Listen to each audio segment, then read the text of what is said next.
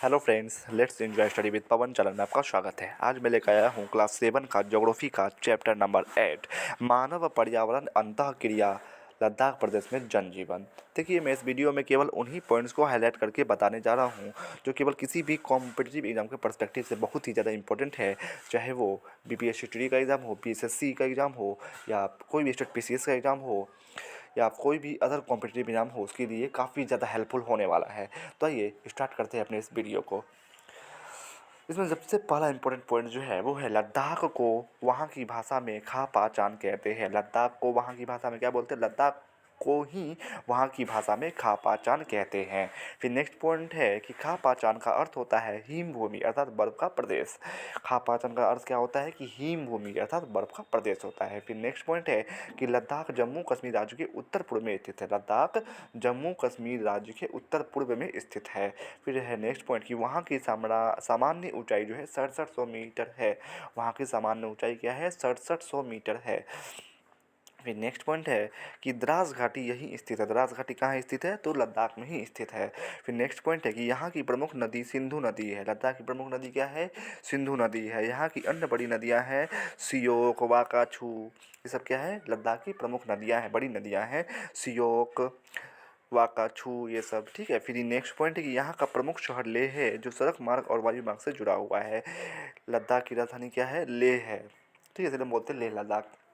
तो लद्दाख की राजधानी लेह है और ये एक प्रमुख शहर है लद्दाख का जो कि सड़क मार्ग और वायु मार्ग से जुड़ा हुआ है। फिर नेक्स्ट पॉइंट है कि राजमार्ग संख्या 1 जो है, राष्ट्रीय NH1 जो है, लेह को जोजिला दर्रा से होता हुआ कश्मीर घाटी से जोड़ता है। तो पूछ सकता है कि NH1 किस दो मुख्य शहरों को जोड़ता है? तो ये जो है लेह को जोजिला दर्रा से होता हुआ कश्मीर घाटी से जोड़ता है। यानी लेह से कश्मीर को जोड़ता है कौन? NH1 जोजिला दर्रा से होता हुआ। फिर नेक्स्ट पॉइंट है कि यहाँ के निवासी ईरानी और मंगोल प्रजाति के हैं। लद्दाख के निवासी ईरानी और मंगोल प्रजाति के हैं। फिर नेक्स्ट पॉइंट है कि लद्दाख में बौद्धों के कई बड़े मठ हैं जिन्हें गोम्पा कहा जाता है।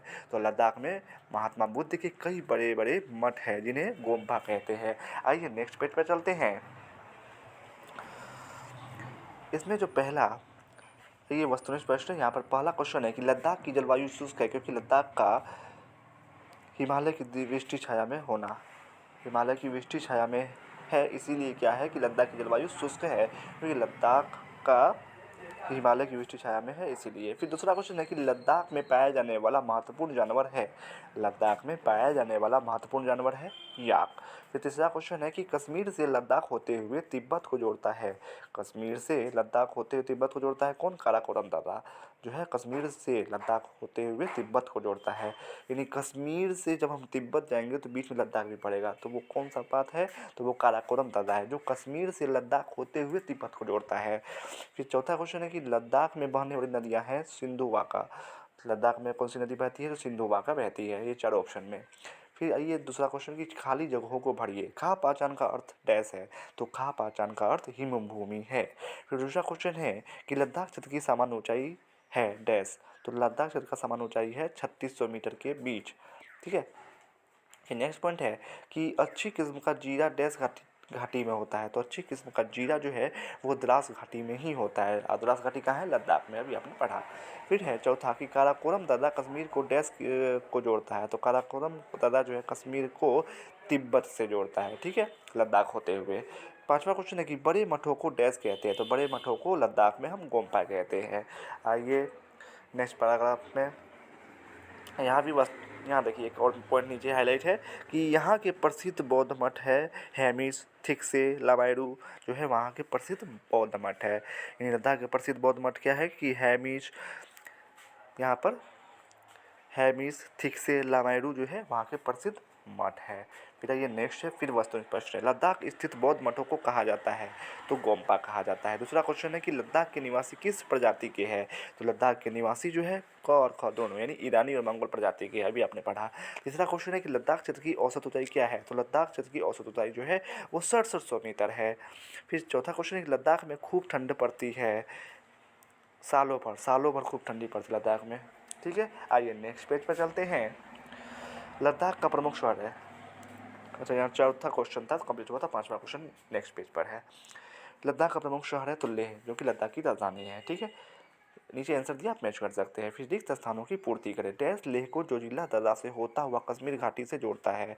तो NH1 जो है लेह को जोजिला दर्रा से होता हुआ कश्मीर घाटी से जोड़ता है।